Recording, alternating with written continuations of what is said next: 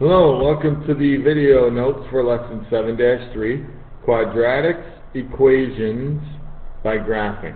I think there's an extra S in front of or after quadratics that you would not need. I think it's supposed to say quadratics equations by graphing. So learning target, I can solve quadratic functions graphically. Now we're actually going to do a little bit of algebra with this too. The main focus is supposed to be graphically.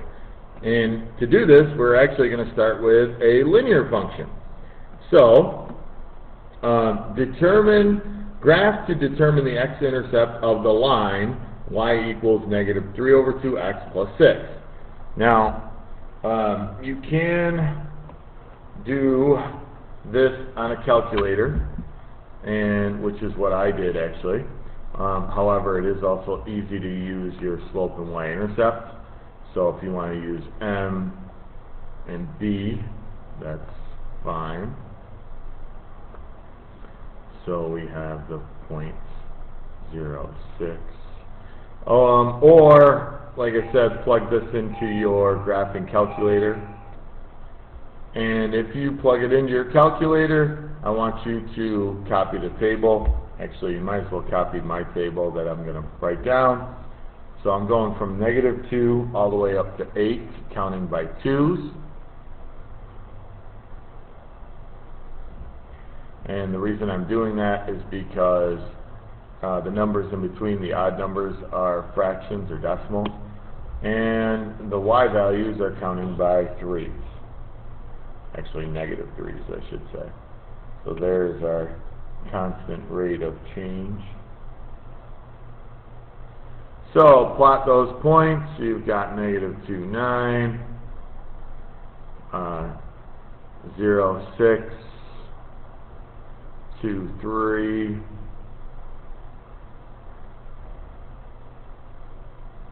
doesn't seem right. Did I miss something? 0, 6, 2, 3. No, that's right.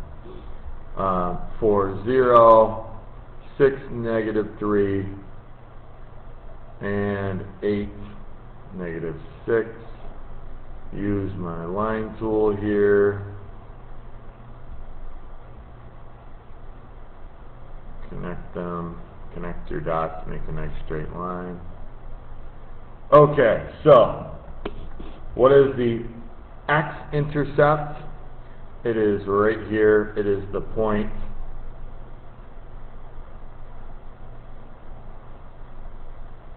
is the point 4, 0. I can see it on my table too.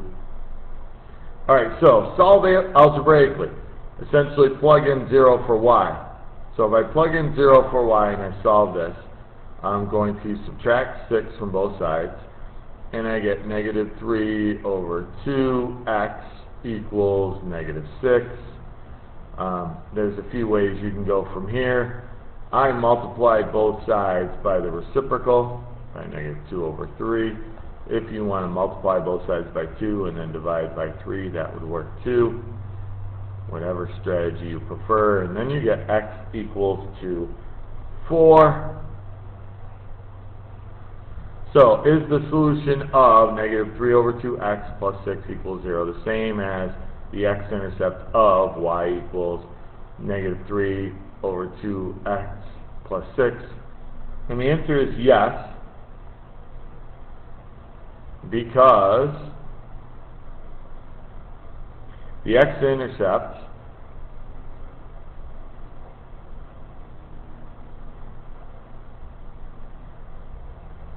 my pen is getting a little funny here. The x-intercept is when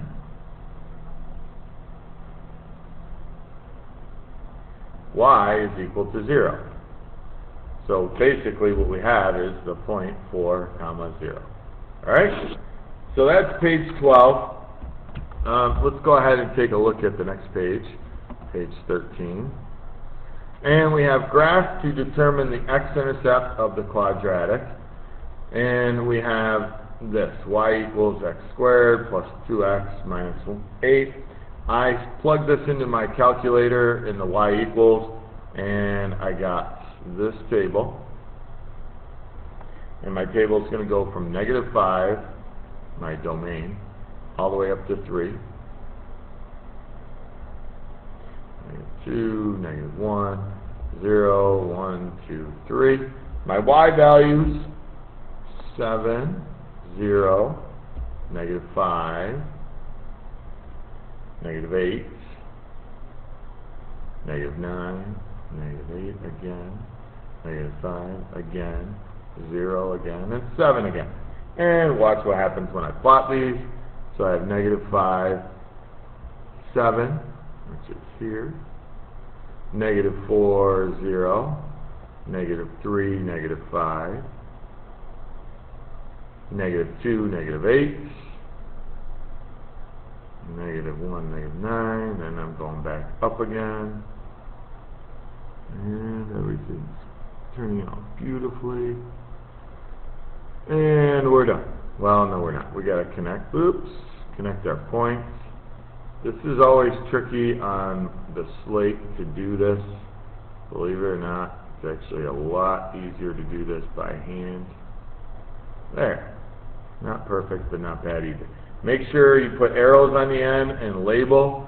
Yes, you need to do that. It is something you can lose points for on an assessment, including the regions. All right, so where are the x-intercepts? So the x-intercepts are here and here, and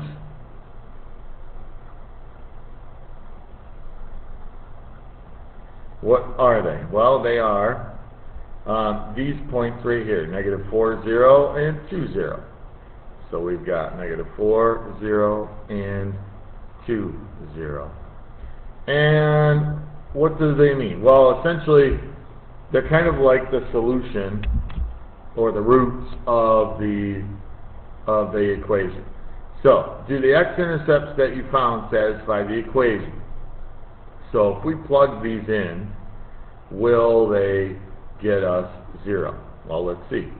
So, if I plug in -4 for x, so y equals, so -4 squared plus 2 times -4 minus 8, what happens? Well, I get 16 plus -8 minus 8.